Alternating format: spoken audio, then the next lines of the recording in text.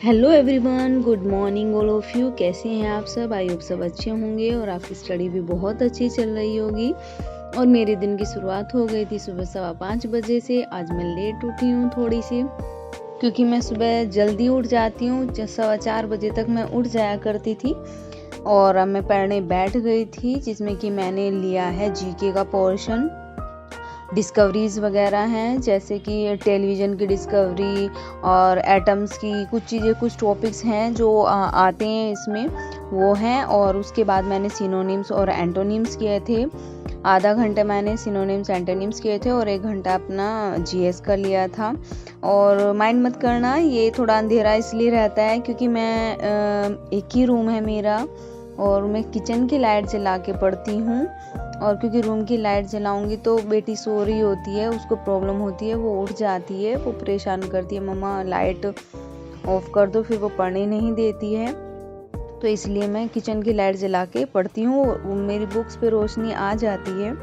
और लेट तो उठी थी मैं आज, क्योंकि थोड़ी तबीयत भी ख़राब सी थी और ये सोचो थोड़ा सा आलस भी आ गया था, क्योंकि ऐसा फलता कि हमारी शुरुआत तभी शुरू हो जाती है जब हम सुबह उठकर कहते हैं कि चलो 5 मिनट और सो जाएं, 5 मिनट और सो जाएं, और सोने का ये फैसला ले लेते हैं। तभी यही चीज़ें हमको आलसी बना देती है, जो मेरे साथ भी यही हुआ है। क्योंकि थोड़ी तबीयत भी ख़राब थी, इसका बहाना सा मुझे भी मिल गया कि चलो थोड़ा और सो लिया जाए।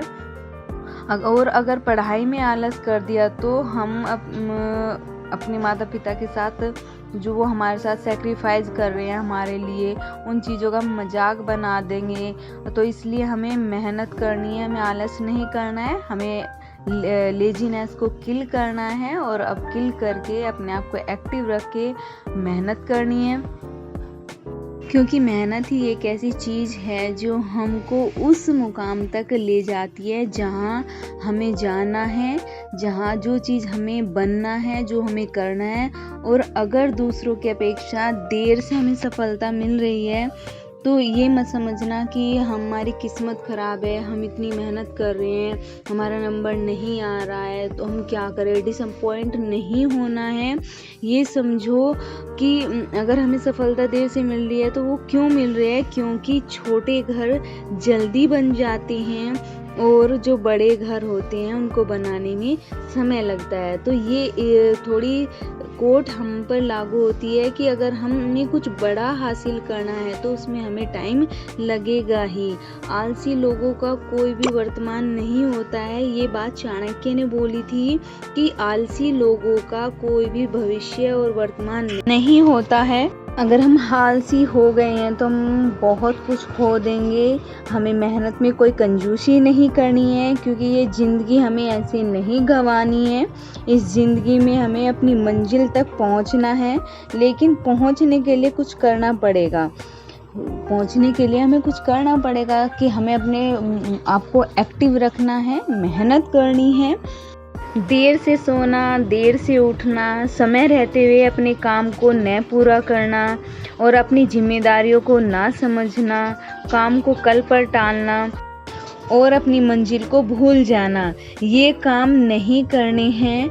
यही हमारे आलसीपने के काम होते हैं जो हमें बहुत दुख देते हैं और हमें सक्सेस नहीं होने देते। तो हमें अपने आलस्य को त्यागना है और एक्टिव बनना है। और अब मैं बोर हो गई थी पढ़ते हुए, और मेरी बेटी भी मुझे परेशान कर रही थी कि मम्मा आप हमेशा पढ़ते रहते हो, मेरे साथ खेलते नहीं हो।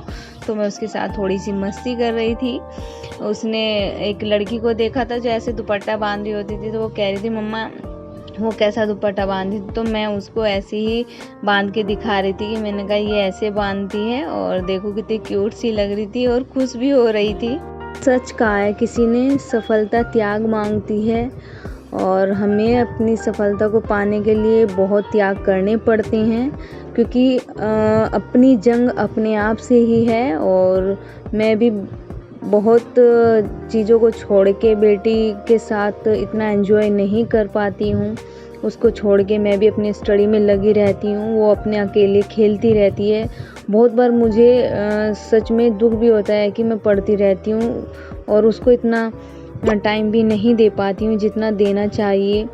बस वो खेलती रहती है और अपने साथ उसे मैं पढ़ा लेती हूँ। और थोड़ा सा एंजॉय कर लेती हूँ उसके साथ। बस पता नहीं ये सफलता मेरे से भी कब तक त्याग मांगेगी, पर चलो कोई बात नहीं, मेहनत अपनी जारी है, मेहनत हम करते रहेंगे।